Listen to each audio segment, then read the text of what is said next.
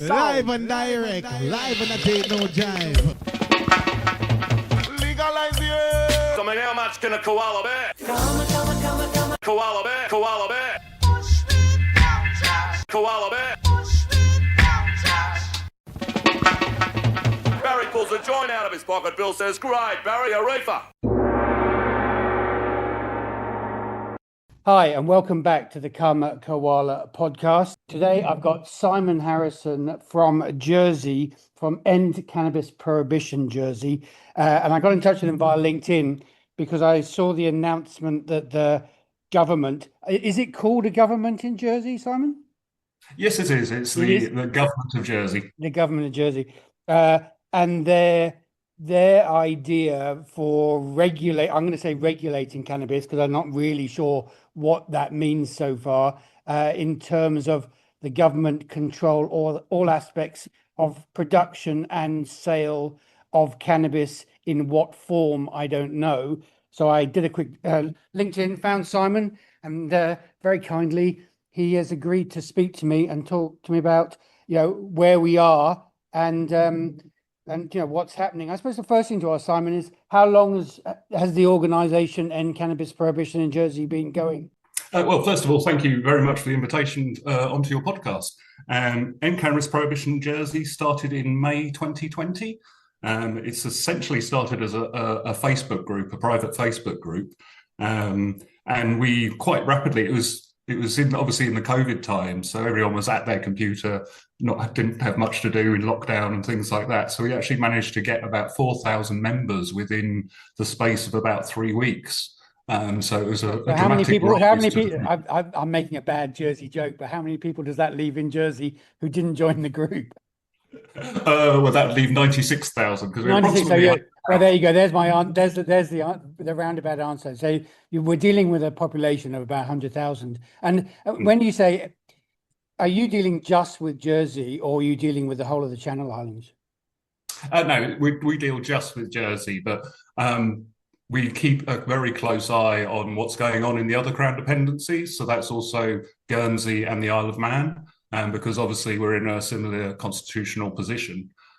So we do, especially with Guernsey, we do actually contribute and sort of help lobby with the crew in Guernsey. There's the Channel Islands Cannabis Collective, which is mainly based in Guernsey, which helps to lobby their states members. And it looked to me from the outside, I've been, I follow the news from all over the planet on a daily basis, and it's a bit like you mentioned the Isle of Man. It's been a bit of a stop-start process for since 2018, 2019, really, hasn't it? In terms of talking about legalization, regulation, whatever we want to call it. Well, yes, there has been a certain amount of stop-start. Jersey passed legislation for medicinal cannabis in late 2018. Guernsey copied that in 2019. All three Crown dependencies have kind of moved towards having cannabis cultivation industries, but Jersey is the most progressed along that. But there has been interesting things going on both within the Isle of Man and Guernsey. Guernsey in 2020 were discussing their justice review, and there were 3 amendments brought that would have introduced decriminalisation, or there was even a call for a similar model to that in Canada. But those weren't progressed, and it was sort of watered down to looking into non-punitive approaches towards drug possession, and in particular cannabis. And that was then deferred, unfortunately, in 2023 and put on the back burner. And meanwhile, in the Isle of Man in 2023, they were also looking at work on new non-punitive approaches to drug possession, which has progressed to their Home Affairs panel, introducing new policy proposals to address the harms caused by drugs. And that policy is due to land early in 2026. So there has been kind of progress going on within the different Crown dependencies, and Jersey's current attempt actually goes back to last year. There was a proposition last year which called upon our government to introduce proposals around decriminalisation or legalisation of cannabis. And this debate, this proposition that came out a couple of weeks ago and is due for debate in February is the continuation of that. So it'll be to decide what approach should be taken. And then there will be a further debate later on as to the detail of that approach and actually going forward with that. So the medical environment at the moment, what is it? I think, it's cards, and there's quite a high percentage of people who seem to be accessing medical cannabis in Jersey in terms of the population, isn't there? Yes, actually, we probably have one of the highest number of medical cannabis patients per capita anywhere, really. It's running now about 5% of the adult population, so it's just over 4,000 patients regularly get a prescription for medicinal cannabis in the island, which is much higher than the rate in the UK. Fundamentally, the difference, though, is we're a small island jurisdiction, so actually the timing of this all goes back to 2020 when Cannabis Prohibition Jersey first started, because we had, with the consequence of the lockdowns, we had restrictions on travel, which completely disrupted the black market. There was no imports coming in of black market cannabis. But at the same time, with COVID, the UK government allowed prescriptions to be sent through the post and for video consultations with doctors. So that actually opened up the clinics that were running in the UK to patients within the Channel Islands and the Isle of Man as well, obviously. So as a consequence of that exploded and allowed people to access medicinal cannabis. And then by the end of 2020, we had our first medicinal cannabis clinics in the island. And now there are 7 different places that do actually issue. And are they Jersey owned, or are they bigger end of town UK, mainland based businesses? 2 are related to UK based businesses, and one in particular has expanded outside of Jersey to Guernsey and the Isle of Man as well, and into the UK now as well. So actually, it's gone the other way. And what are they allowed in terms of providing medical cannabis? Are there strictures on what they're allowed to provide? So is it flour, topicals, gummies, you name it, or are there rules written into the regulations that say it can only be A, B, and C? Well, there are currently no specific regulations around prescribing of medicinal cannabis in Jersey. They essentially follow the MHRA, the UK guidelines on unlicensed medicines. So much like the UK, people can access flour, oils, and there are a couple, I think, of gummy products or edible products on the market, as well as vape cartridges. So those are the kind of predominant ones, but flour is by far and away the most popular option. Yeah, it sounds very similar to the Australian market, basically, but on a smaller scale. So the government are now coming in with proposals that they want to control the supply chain. Am I right in that analysis? Well, the proposals are actually in 3 parts. So there's 3 options within the proposition, which our state's members, our politicians, will be allowed to vote for one or more of these options. The first option is essentially putting the use of cannabis down as a health issue rather than a criminal justice issue, and it essentially decriminalises the possession, cultivation, and social supply of small amounts of cannabis, as well as potentially. Are they defining what small amounts are at the moment? That's always an issue if these things aren't defined very clearly. If you look at especially some of the US states, when they introduced their legislation and they didn't make those specific definitions, people pretty soon, the little loopholes turned into sort of giant black holes of supply. Well, it's an interesting one because actually, at the moment, well, since 1998, our Attorney General has allowed for the possession of small amounts of drugs. In 1998, it was up to 7 grams of cannabis or cannabis resin. In 2015, that changed to 15 grams, and also it's moved further. So it's not just, so on first offence, you'd receive a written caution if you possessed less than that amount.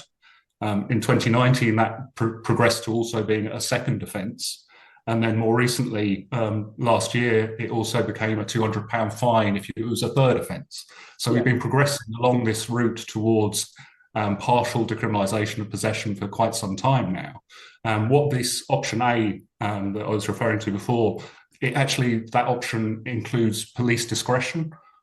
So they're looking at indicative thresholds. So rather than specifying, specific amounts, it would kind of depend on the situation of the person involved. So if they were a heavy user, their sort of anticipated indicative amount would be greater than a young person who was new to cannabis, for instance. It's obviously it's quite, for the rest of the UK, it's quite liberal thinking and progressive thinking. Do you know if the government has had any pressure from Westminster to whoa there, boys, hold it back a bit, or have they thought, like the Isle of Man, this will make a good test case, for us when we might want to do something in about 40 years' time? Well, it's very much the way that the looking through the proposition, they have the UK government, the Jersey government has talked to the UK Home Office about our proposals in this proposition, and the UK Home Office essentially has said, well, because this is just a vote on what approach to take, so that will then lead to the development of proposals of sort of more of legislation. So once that legislation is drafted, then the Home Office will provide their response, which unfortunately is a bit of a backwards way round of doing it, because it would be preferable to obviously work with the Home Office. Yes, except that's the way the Home Office loves to work, isn't it? Yes. You do all the hard work, and then we can, if we want, we'll just say no, or we'll tell you what you can and you can't have. Well, this is what makes it kind of slightly more interesting, because obviously we have the British Overseas Territories. There's about 14 of those. And they actually do have representation in Westminster. There is, they have to follow the UK quite closely. Well, the BVI was a big issue. We're talking pre-COVID. I remember that conversation, and they basically just came down with a hammer and said, no, you can't do it. Well, yes, and Bermuda as well. The government refused assent of those laws to legalise cannabis. When it comes to the Crown dependencies of Jersey, Guernsey and the Isle of Man, we have a very different constitutional relationship in that it's essentially considered a faux pas for the government, of the UK government, to impose themselves on the Crown dependencies. So they don't legislate for us. So whilst the UK Home Office could say no, they couldn't actually stop us from changing the law in this area. But it would create problems for sure. We do need to work with the Home Office because of there's one question I wanted to ask you. So, if because I presume it's not just the government in Jersey and Guernsey, but also the population. I, as a UK citizen, can come to Jersey on my UK passport. Does that give me any rights to access medicinal cannabis in Jersey? And in these new proposals, what's written in? Because I presume the last thing they want is Jersey to turn into some sort of Amsterdam on the halfway to France sort of thing. Yes, there's been headlines before of Amsterdam on sea as a way to describe the Channel Islands taking this approach, and for sure they don't want tourists. They've never wanted stag parties or anything like that. No, I know. Well, the flights are way too expensive. So, tourism. That sort of tourism can rarely turn up, really, can it? Yes, yeah. But with regard to the medicinal cannabis over here, you have to be registered with a local GP. So you have to be within the kind of Jersey's health system, as it were. With regards to the, so if I go back to the options that are in the proposals, so this Part A, which would decriminalise, that would apply to visitors to the island as well. So yeah, option A would decriminalise, but it requests the Attorney General to consider the decriminalisation. So it's not really within the hands of our politicians. Option B actually puts it in the hands of our politicians by actually changing the law to legalise possession and small-scale home cultivation. So that's kind of would reinforce the approach for the Attorney General to take in option A. And then option C is the suggestion of a regulated trial in regulated sales of cannabis, as is undertaken in Switzerland at the moment. And that would be a government-controlled non-profit system. It wouldn't be the government themselves growing the cannabis. It would be probably relying on some of our medicinal cannabis cultivators to produce the cannabis for the trial. So it would all be kept within our shores, and there'd be no import-export concerns. But obviously, Jersey forms part of the common travel area, which includes the other Crown dependencies, the UK and Ireland. So you can travel within the common travel area without strict passport controls and things. So there would be a concern for the governments of the other parts of the common travel area about people traveling with cannabis outside of Jersey. But fundamentally, I think that's a very unlikely scenario, because the black market cannabis in Jersey has always been far more expensive than the black market in the UK. And I think even if it was regulated and available on sale in Jersey, I think it'd still be the case that cannabis would be cheaper and easier to get in the UK and Ireland than then it wouldn't. Yeah, exactly. Sorry, that's just part of the issue as well, though, is that essentially because we've had the rise of medicinal cannabis and the fall of the black market. The black market's never really recovered to pre-COVID levels. So actually, a lot of the black market now is anecdotally people selling on their medicinal cannabis to other people. Yeah, well, that's to say, Australia is a perfect example of that at the moment. There's a lot of that going on. What proposals are you, as the association, opposed to that? So, I mean, fundamentally, are you in agreement with the government and what they're doing? And is there anything within their sets of proposals that you've seen so far that you think need more work in terms of patients, young people, I would say, because I mean, a lot of this has to do with young people and criminalization, doesn't it? Yes, for sure. And actually, within option A, particularly includes a massive amount of harm reduction support by treating cannabis use and possession as a health issue. It kind of allows for messaging to be put out there about cannabis, the harms of it, how to use it safely, all that kind of thing, trying to avoid young people from starting the use of cannabis for as long as possible, really. Things like using the Icelandic prevention model, I think would be quite a good approach, which is referred to both within the proposition and our new substance use strategy.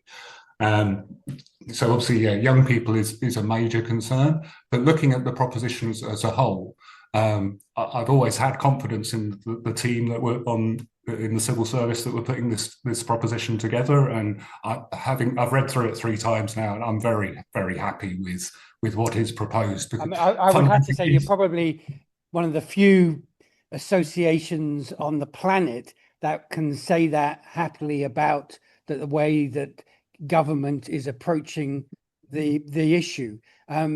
Even in some of the more forward-thinking states in the US, there's still quite a big gap between the organizations who might be termed as activist and legislating bodies. I mean, we're having a really sensible conversation, yet Jersey is quite a conservative place. So what is it about the way that they're approaching that seems fairly liberal? Well, I think it's just it's essentially having a more progressive makeup to our parliament. we had elections here in 2022. And we spent 3 months in the run up to the elections speaking to candidates and trying to shift that Overton window a bit to at least encourage open-mindedness when it came to discussions around cannabis. So that has kind of put it on the radar. We kind of were lacking. Our previous substance use strategy ended at the end of 2019 without replacement. So we went a couple of years without a substance use strategy until it was a new one came in 2023, and that included looking at our drug laws and moving towards decriminalisation and potentially legalisation as part of the aims within the substance use strategy. So this proposition can be seen as just as being in line with that substance use strategy. So it's all it's come together really well over this current term of the government. And of course, the proposals, I mean, the reason I can say I'm happy with them is they lack the detail. It is just a wayfinder of what direction we want to go in. And there will be more detailed proposals in the future, which we may or may not have objection to. But that will be a decision for the next government, because we have elections coming up in June 2026. So we'll be back to lobbying the candidates to try and encourage them to then support the proposals that may come forward. So the timings, we're pretty sure that this is going to pass the House, so to speak, before the new election? Yes, the debate's on the week beginning of the 3rd of February, or the sitting beginning of the 3rd of February. And everybody's expecting it's going to be a fairly drama-free occasion. Hopefully. I'm quietly confident about options A and B. When it comes to option C, there aren't really major objections other than, we have an affordability crisis in Jersey at the moment. It's a very expensive place to live. There's, calls to reduce the size of the civil service, those kind of things. So there may be objections just to investing the time and resources into developing proposals for option C, especially because they do rely on the UK Home Office to give them yay or nay once they're developed. So there's no guarantee with option C that it can be undertaken. So there's a little concern there. But hopefully with options A and B we'll be successful. We'll be reaching out to our states members in the coming weeks ahead of the debate, especially those sitting on the fence, to try and get them to support all parts of the proposition. But on the basis of the numbers that we kind of estimate so far, we do think we have just about a majority for options A and B to decriminalise and potentially legalise possession and home cultivation. And are you finding anybody from the UK in terms of elected officials or people with slightly more forward thinking from the cannabis industry, I hate to use the word industry, coming to being aware of what's happening in Jersey, and also obviously the Isle of Man and Guernsey, as you said, the Crown Dependency states, and looking at that and thinking, oh, maybe there is a model that we should be talking about on the mainland? Because I mean, it seemed to me that there's a lot of discussion with regard to cannabis towards the latter end of the last administration in the UK, as chaotic as it was, with even various members of the Tory party. Okay, others might call them wets, but they were discussing this and thinking, how do we solve this problem?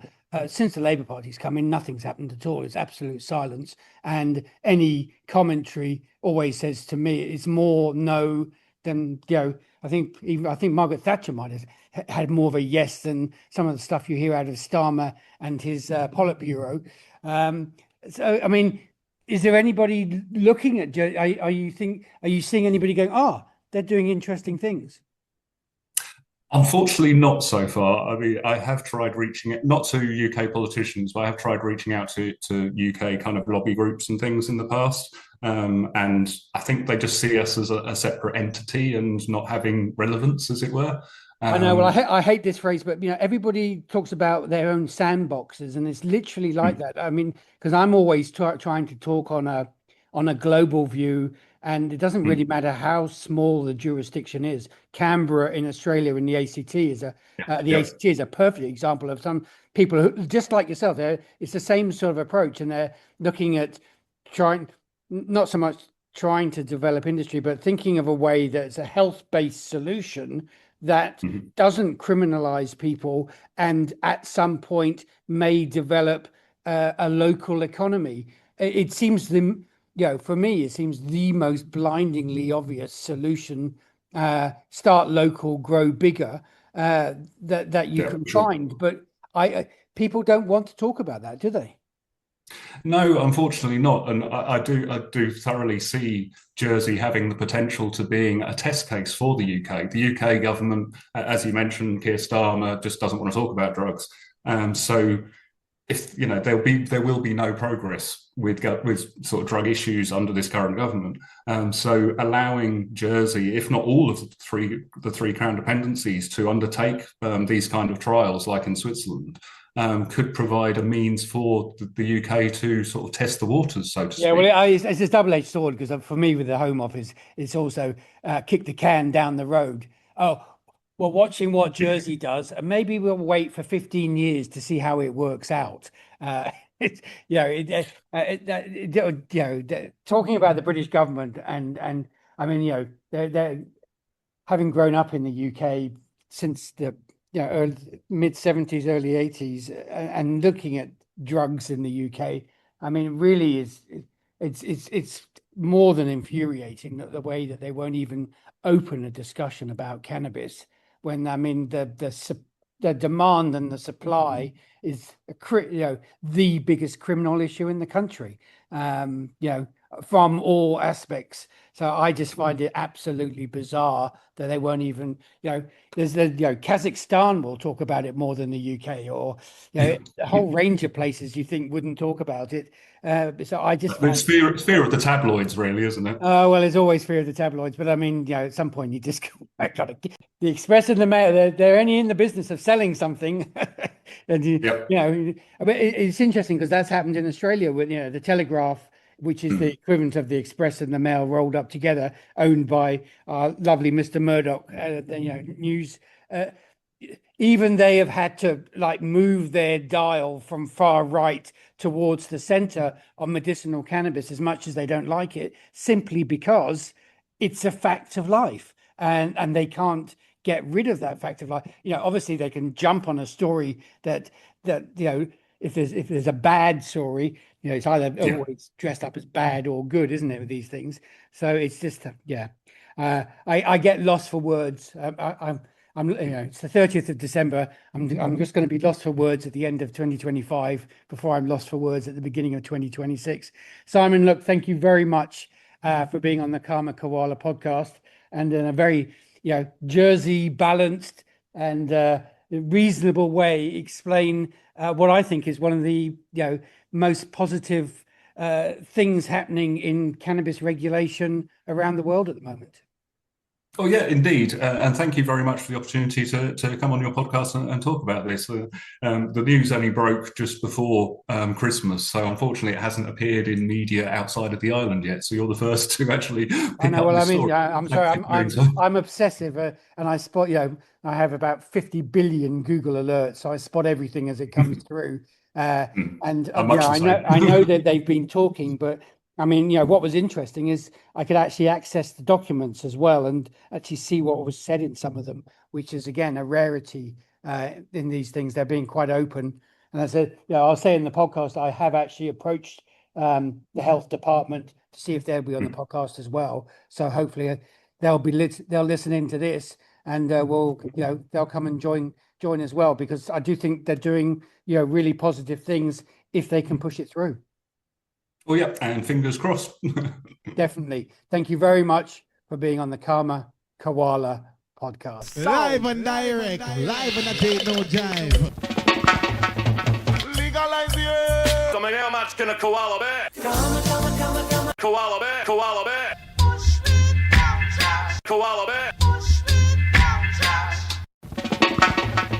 Barry pulls a joint out of his pocket. Bill says, "Great, Barry, a reefer."